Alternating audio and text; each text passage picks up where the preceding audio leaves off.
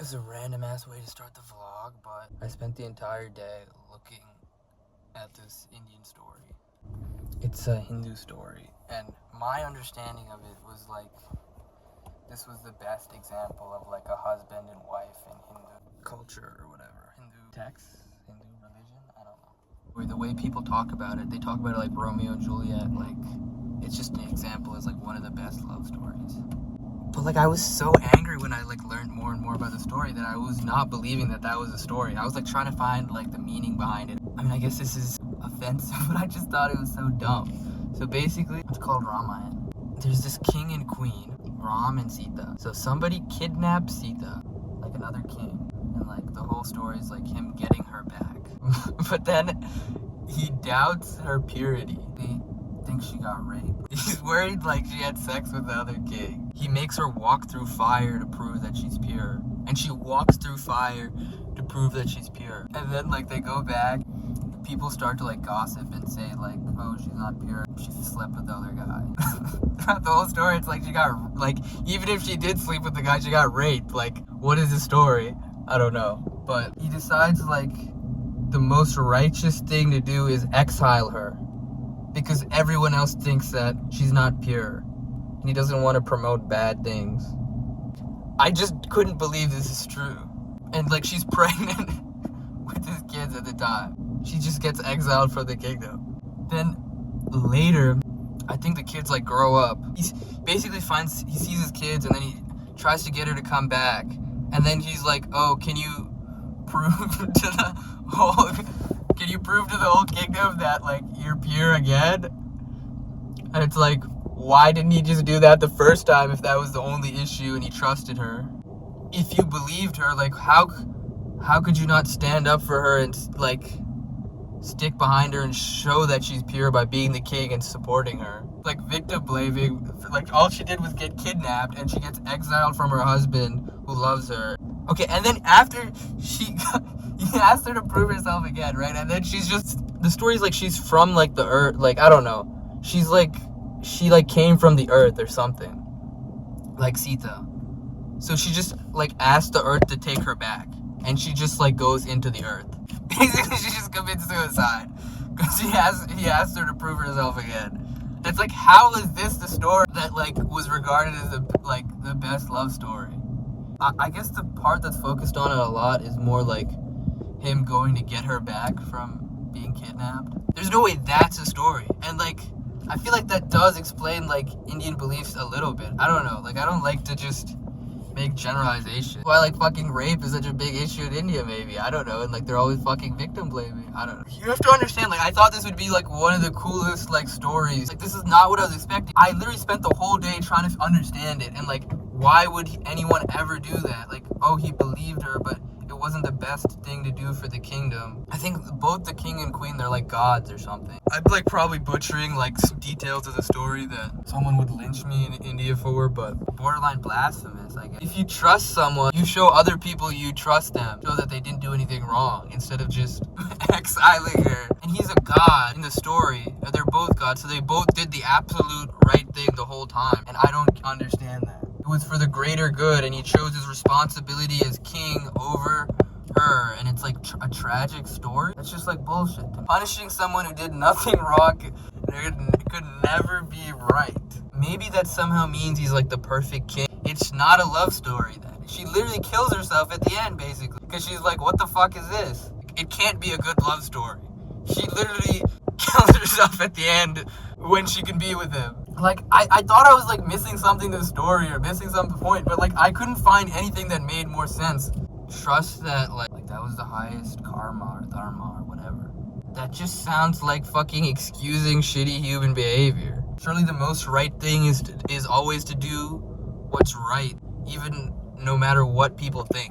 Even if it makes religious sense, I just don't think it should be regarded as a love story. It's like a huge story in India. They like make like every fucking movie fucking talks about it like 10 times. I'm not trying to talk down on the religion. I'm trying to talk down on the story. Although I don't believe in the religion, so. Man, I love running with a gorgeous view. Very gorgeous. My cardio is so much worse than I expected. Maple lawn looks so fake. Gonna go see the Slack Shack, Michael? Yes, yes. The Slack Shack. It's global warming. There's no water anymore. Wait, why is there actually no water anymore? Oh god, there's water.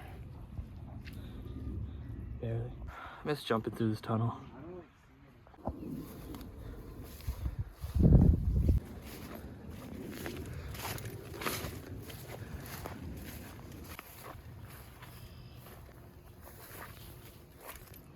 I swear there's no way to even get there. It's like through there. It's somewhere in there. Hate this place. So many memories down there. This is a throwback hill. How was the run, Michael? It was good. A little rough. Get me a little Zona. Getting gas. Put it in the pussy. Getting a cake for my grandparents' anniversary. I don't think I've had great role models for anything in my life.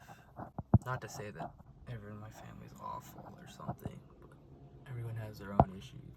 I think my grandparents have been the closest thing to a role model or a good example of what love and marriage and relationship is. I've never seen two people fight about nothing more than them. I think there is no perfect role model to love, and every two people are unique. I don't know what I'm saying, but I got them a cake. Holy shit, cakes are fucking expensive. Why is that like $50? Let me open it just to show you what I just fucking spent $50 for. I can't even fucking open it.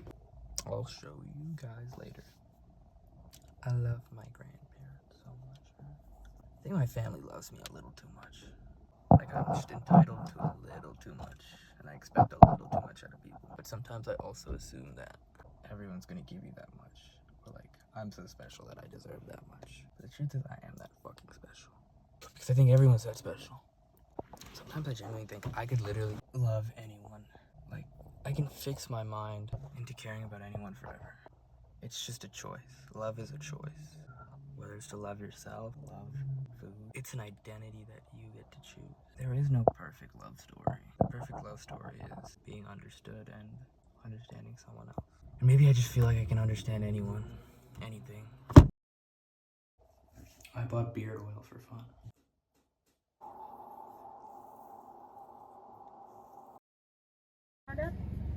No, thank you. Oh wow, you gonna order all of this and not donate 18 cents? Wait till I cuss you out at the window. We'll round up. We'll round up. Thank you very much. I thought I was so funny now. Alright, thank you. You can learn anything from one of those textbooks that you can find for free online. Well, You might have I to didn't do make a single friend in college, so don't think I got anything out of it there either. I don't disagree. The Roganator. I don't think Rock counts as making a Wait, did I friend. send you guys a picture of Yeah. me, Rob? That's Rog? Yeah. Who do you think that was? I don't know. I assumed it was Rog. I spent like 2 hours wearing different things because I hated how I looked and everything. But then I think I eventually realized I kind of just hated my glasses. I can't really fix that. Look into my eyes, eyes, eyes. I'm a retard. I think people are constantly like misdiagnosing the problem. It's like, I don't know, that's all I'm gonna say. Fuck it.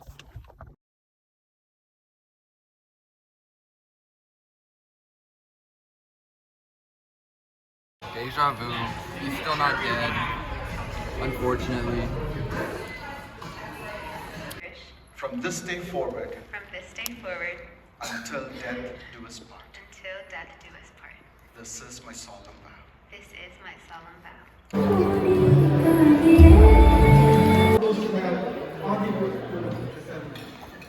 As a special thanks goes to Sasha Kasuki for going above and beyond to support. I don't know how to have fun, man. Maybe I'll yap about it tomorrow. I'm tired. I'm just so sad. I don't know. Weddings are so pretty. I never wanted anything that's not mine. Just not the best at dealing with something when I think something's mine. Just don't tell me something's mine if it's not. I feel like I don't know how to have fun, and I'm so concerned with what people are thinking and shit, and it's like someone was helping me get over that. Not even by doing anything specific, it was just existing, and it's gone. I think I got a tick. It's like I'm too lazy to check it out. Like if I die, I die. Did I just say that and mean it? I don't know. Like I'm not gonna try to kill myself, but like if I die, I die, you know? This vlog has been so empty compared to the last one. Maybe I should do something before Thursday. I haven't even posted the first one. Came to the urgent care. I don't know why I avoided it all day long, but it's fucking like 4.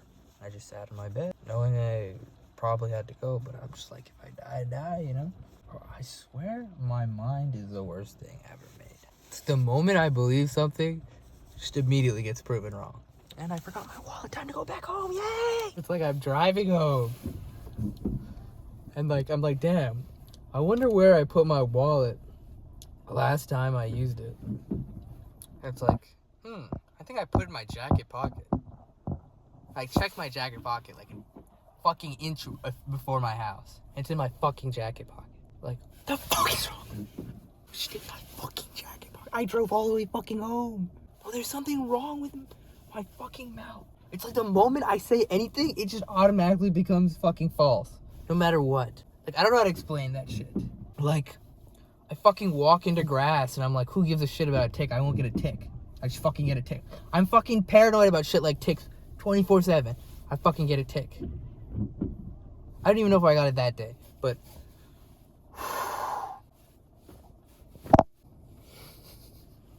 it's like when I say something, believing it, it's just never real. It's like I feel like I just should shut up and never say anything again. They gave me 2 tablets and told me to go home. I love wasting an hour. Told me to check if I have Lyme disease in 2 to 4 weeks. If I die, I die. Guess what? It's fucking raining again. You guys don't understand how much of me crying about the rain I've cut out from the vlogs.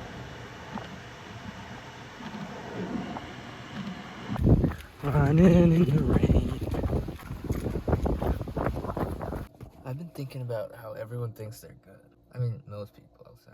They think they know what's right and wrong. The truth is that, like, your idea of right and wrong is just the sum of the people's beliefs closest to you. People think, like, if they were Nazi Germany, they wouldn't do any of that shit. But do you think those people who did that shit thought they were doing something wrong? No, they thought they were doing what's right. Before you could shower every day, do you think people were just, like, walking around thinking they were dirty when they didn't shower, like, after 1 day or 2 days? No, they were just walking around thinking they were clean. And you would have too. I think it's so dumb to assume that your values or your beliefs are objectively right. You're somehow a good person. I don't think anyone can be a good person. You're trapped in your perspective. I think people don't realize how much every little thing influences you. Even if you're not thinking about it, seeing someone post a sunset on their story or something, it influences you so much. I just feel like people don't think. People don't think about what they let influence them. They don't think about it for so long, it just gets absorbed into their beliefs without them even knowing why. I'm not saying you need to have a thesis for every single thing you believe just in your head.